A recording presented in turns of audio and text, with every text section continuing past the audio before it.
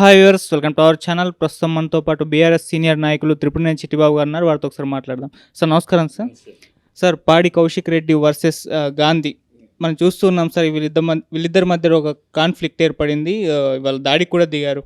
ఏకం కోడిగుడ్లతో, రాళ్లతో, ఇవన్నిటితో కూడా దాడి చేశారు గాంధీ అనుచరులు. ఆయన్ని కూడా అరెస్ట్ చేస్తారు సార్. ఏంటి ఈ కాన్ఫ్లిక్ట్, ఎప్పుడు స్టార్ట్ అయింది, ఏం చెప్తారు? ఇది మొత్తం Revanth Reddy drama, game plan. Revanth Reddy దాంట్లో గాంధీ గారు పావు అవుతున్నాడు. ఆయన నా బంధువు అవుతాడు నాకు.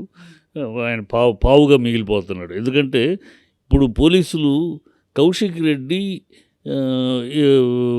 ని హౌస్ అరెస్ట్ చేశారు. బయటికి వెళ్ళకుండా కౌశిక్ రెడ్డి 9ంటికి నీ ఇంటికి వస్తా అన్నాడు.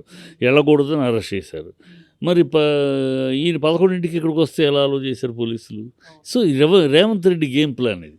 రేవంత్ రెడ్డి అపోజిషన్ పార్టీకి హరీష్ రావుకి పిఎస్సి ఇవ్వాలి, చైర్మన్ పదవి ఇవ్వాలి.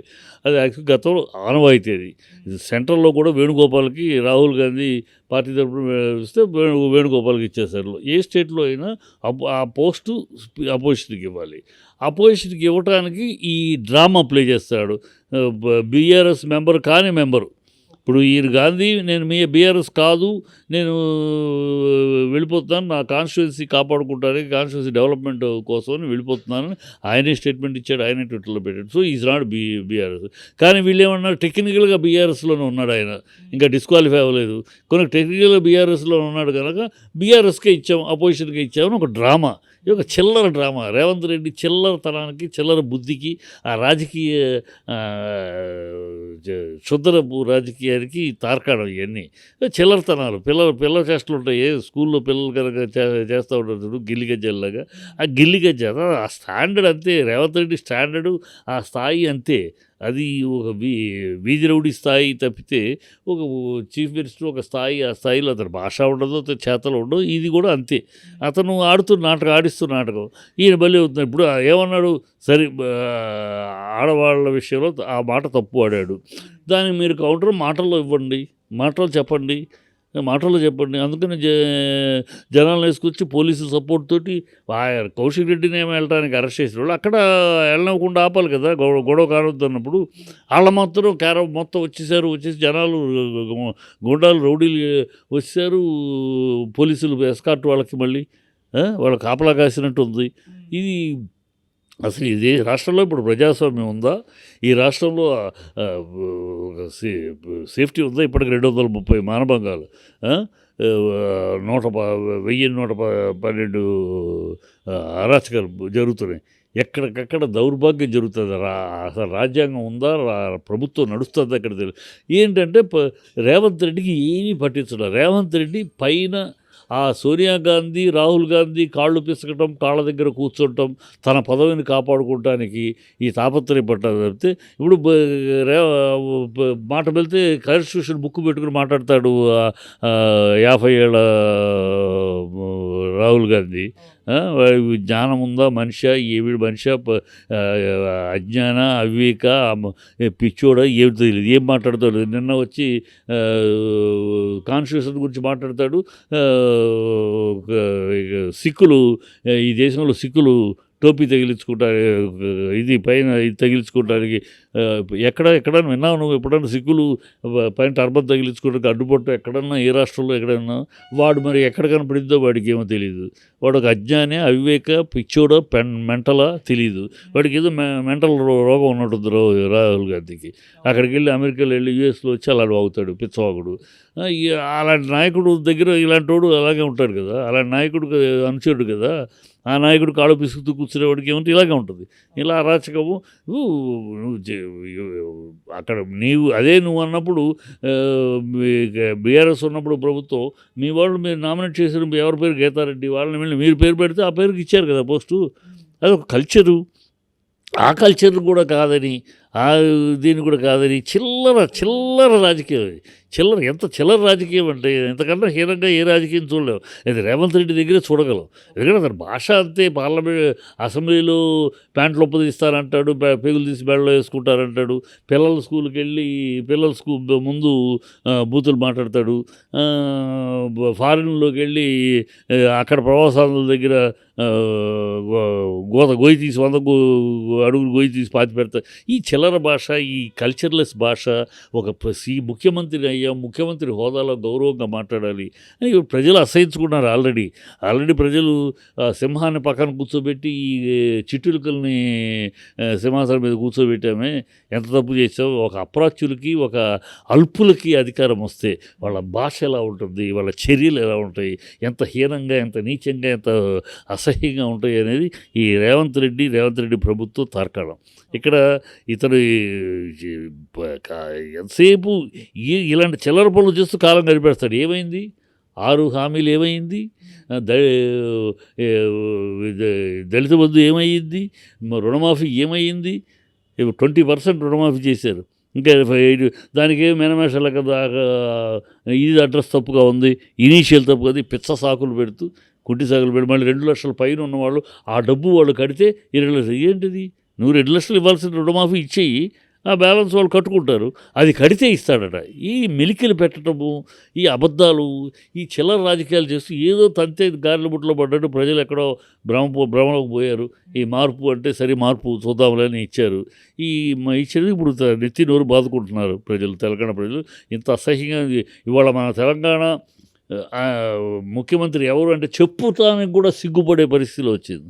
అదే గత 10 ఏళ్లలో తెలంగాణ సీఎం అంటే దేశం మొత్తం కళ్ళు పెద్ద చేసింది. ఎవరా కేసీఆర్ ఓటు, అంత పేరు, అంత గౌరవం, అంత 2 బీజేపీ కాంగ్రెస్ రెండుని ఎదురొడ్డి మీసాల మీద మేలేసి సంషేర్గా బతికింది తెలంగాణ. ఇవాళ తెలంగాణ పరువుని, మర్యాదని, పౌరుషాన్ని అన్నిని మంట కలిపి మాట మెలితే బాంఛన్ కాలు మొక్కుతా దొరాని ఆ ఢిల్లీ పాదుషాల దగ్గర కాళ్ళు పిసుకుతూ కాళ్ళ దగ్గర కూర్చుంటూ దౌర్భాగ్యం తెలంగాణ పౌరుషాన్ని, తెలంగాణ పోరాట పట్టిమని, తెలంగాణ ఆత్మాభిమాన్ని తాకట్టు పెడుతున్నారు ఈ కాంగ్రెస్ ప్రభుత్వం, ఈ రేవంత్ రెడ్డి. సిగ్గు సెరలేదు. వీళ్ళ పాలనలు ఇలాగే ఉంటాయి, ఇంత దౌర్భాగ్యాలే ఉంటాయి. సరే, ఇటు కౌశిక్ గారి విషయానికి వస్తే కూడా ఇప్పుడు బీఆర్ఎస్ పార్టీలో ఆయన ఉన్నంత అగ్రెసివ్గా ఇంకెవరు కనబడట్లేదు అంటే ఆయన మాటలు, ఆయన వ్యవహారం ఇంత అగ్రెసివ్గా వెళ్తున్నారు ఎందుకంటారు? ఎందుకేముంది, ఆయన మొదటి నుంచి బీఆర్ఎస్, అతను మొదటి నుంచి క్యారెక్టర్ అంతే. ఇవాళ కొత్తగా బీఆర్ఎస్కి వచ్చినాక మారిన క్యారెక్టరే కాదు, ఆయన కాంగ్రెస్లో ఉన్నప్పుడు అంతే. కొంచెం ఒక్కొక్కళ్ళు ఒక టైప్ ఉంటారమ్మా, ఒక్కొక్కళ్ళు ఒక మెంటల్ టెంపర్మెంట్ ఉంటుంది. అతను ఫోర్సు కొంచెం అగ్రెసివ్గా వెళ్తూ ఉంటాడు. అన్నమాట తప్పేంటి? నేను కాంగ్రెస్లో చేరలేదు, కేవలం కండువా కప్పారు కానీ నా బెస్ట్ విషెస్ కోసం వెళ్ళాను, కానీ నా కాన్స్టిట్యూన్సీ కోసం కప్పలేదు అన్నారు. కానీ అదే ఆయన ట్విట్టర్లో, ఆయన ప్రెస్ మీట్లో మనందరం చూసాం. నేను బీఆర్ఎస్ని వీడి కాంగ్రెస్లో చేరుతున్నాను, రాష్ట్రం నా కాన్స్టిట్యూన్సీ కోసం ఆయన చెప్పాడు.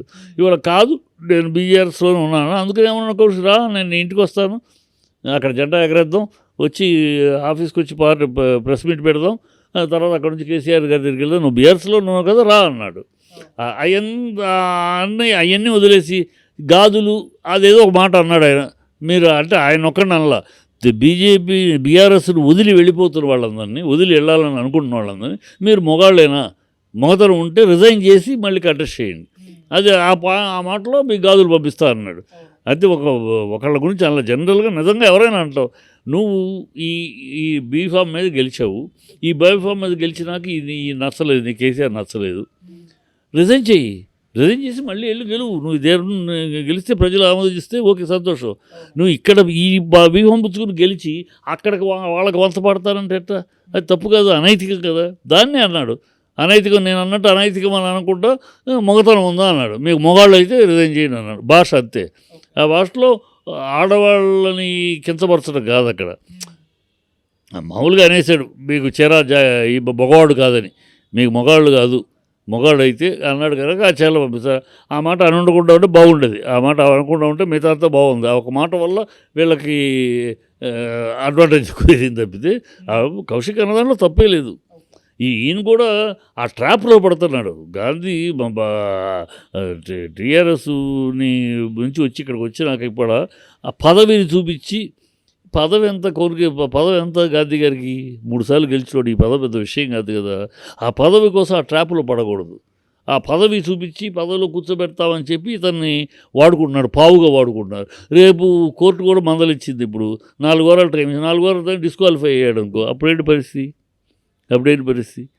ఈ ఒక చిల్లర గేమ్ ఆడుతున్నాడు రాజకీయంగా, ఒక చిల్లర గేమ్. దీనేమి చాలా తెలివిగా మేధావితనంగా ఆడే ఓ, నా గేమ్ అనరు. ఇది ఒక చిల్లర గేమ్. చిల్లరతనంగా పిల్లలు, స్కూల్ పిల్లలు ఆడే ఒక చిల్లర గేమ్ ఉంటుంది. అలాంటి చిల్లరతనంగా రేవంత్ రెడ్డి అంతకన్నా ఎక్కువ ఆశించలేదు. రేవంత్ రెడ్డి ఒకప్పుడు సామంత్ రెడ్డి చంద్రబాబు పక్కన ఈ సోనియా గాంధీ తిట్టాడు. సోనియా గాంధీ రక్తం తాగే దెయ్యం అన్నాడు, అది అన్నాడు, ఆవిడ అమ్మ కాదు బొమ్మ అన్నాడు, ఇన్ని మాట్లాడాడు. ఇవాళ సోనియా గాంధీ అమ్మ దేవత అంటున్నాడు, కాళ్ళు పిసుకుతున్నాడు. అతను తర్వాత సామంత్ రెడ్డిగా ఉన్నాడు చంద్రబాబు దగ్గర, అప్పుడు ఏం చేశాడు. తర్వాత నోటుకోటు కేసులో డబ్బులు పంపిణీ, అతనికి ముందు నుంచి అలవాటు డబ్బులు పంపిణీలో రవంత్ రెడ్డి అయ్యాడు. అప్పుడు అవన్నీ కూడా చంద్రబాబు అకౌంట్కి వెళ్ళినాయి. ఇప్పుడు నువ్వు సీఎం రేవంత్ రెడ్డి అయ్యా, ఇప్పుడు ఎవరి అకౌంట్కి లేదు, ఏదైనా నీ అకౌంట్కి వస్తాయి. ఇప్పుడైనా కల్చర్ పెంచుకుని ఒక డిగ్నిటీగా ఒక సీఎం అనే హోదాలో మాట్లాడాలి. ఆ బాడీ లాంగ్వేజ్ కానీ, ఆ మాట తీరు కానీ, పద ప్రయోగం కానీ ఒక బాధ్యతతో మాట్లాడాలి. అది లేదు అతనికి. అతను ఎక్కడి నుంచి వస్తే పుట్టుకతో వచ్చి పుడకలతో కానీ పోతే అతన్ని నైజమే అంతా. రియల్ ఎస్టేట్లో బతికినోడు, రియల్ ఎస్టేట్ వ్యాపారాలు తిరిగినోడు, ఆ రిఫ్రాఫ్ దాంతో తిరిగినోడు, అదే భాష, అదే లాంగ్వేజ్. సీఎం అయినా కూడా ఆ యోగ్య దానికి తగినట్టు, ఆ పదవికి తగినట్టు మనం గౌరవంగా హుందాగా మాట్లాడదాం లేదు, హుందాగా రాజకీయం చేద్దామని లేదు. ఇప్పుడు అతనికి ఎంతసేపు ఆ కోమటిరెడ్డిని అడ్డుకోవాలి. కోమటిరెడ్డి డబ్బులు సంచులు మూటలు తయారు చేస్తున్నాడు.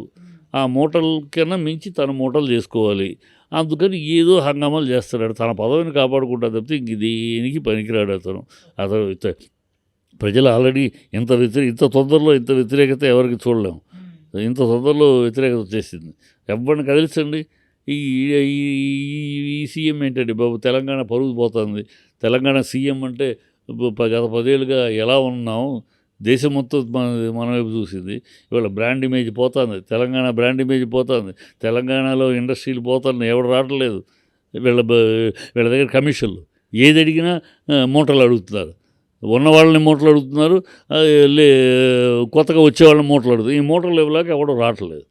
ఈ మూటల పార్టీ తప్పితే ఇదేమీ ఎందుకు పనికిరాని పార్టీ, పనికిరాని రాజ్యం నడుస్తుంది ఇక్కడ. సరే, ఇటు ఫిరాయింపుల ద్వారా వెళ్ళిన వాళ్ళందరి పైన కూడా యాక్షన్ తీసుకోవాలి 4 వారాల్లో అని చెప్పేసి కోర్టు చెప్పింది కదా సార్. మరి ఎటువంటి చర్యలు తీసుకుంటారు? అనర్హత వేట వేస్తారా, లేకుంటే ఇంకేదైనా రకమైన తీసుకుంటారా? పద్ధతి అయితే ట్రెడిషనల్గా అయితే ఇప్పుడు మణిపూర్లో ఇలాగ ఒక ఇద్దరు బీజేపీలో చేరారు. కోర్టు అనర్హతగా సెక్షన్ ప్రకారం అనర్హత వేటేసింది. వాళ్ళు ఎమ్మెల్యేలుగా డిస్క్వాలిఫై అయ్యారు. ఏ పార్టీ గారు డిస్క్వాలిఫై చేశారు. ఇది కోర్టులో ముందున్న ఇది. వీళ్ళు చేయకపోతే, స్పీకర్ కనుక దీని ప్రకారం చేయకపోతే కోర్టు కాగ్నిజెన్స్ తీసుకుంటుంది, కోర్టు తీర్పిస్తుంది. ఈ పద్ధతి ప్రకారం వాళ్ళిద్దరిని అనర్హత వేటు వేయాలి. ఎందుకంటే సిస్టమ్ ప్రకారం ఒక పార్టీ సింబల్ మీద గెలిచి, ఆ బీఫామ్ మీద గెలిచినాక మీరు వేరే పార్టీకి వెళ్ళడానికి 3 మార్గాలు ఉన్నాయి. ఒకటి 1/3 మీరు 2/3 30 మంది ఉన్నారంటే కనీసం 20 మంది కలిస్తే మీరు మెర్జ్ అవ్వచ్చు. లేదు, ఒకళ్ళిద్దరు మీరు వెళ్ళాలంటే మీ పార్టీకి రాజీనామా చేసి గెలిచిదాన్ని రాజీనామా చేసి ఆ పార్టీలోకి చేరచ్చు.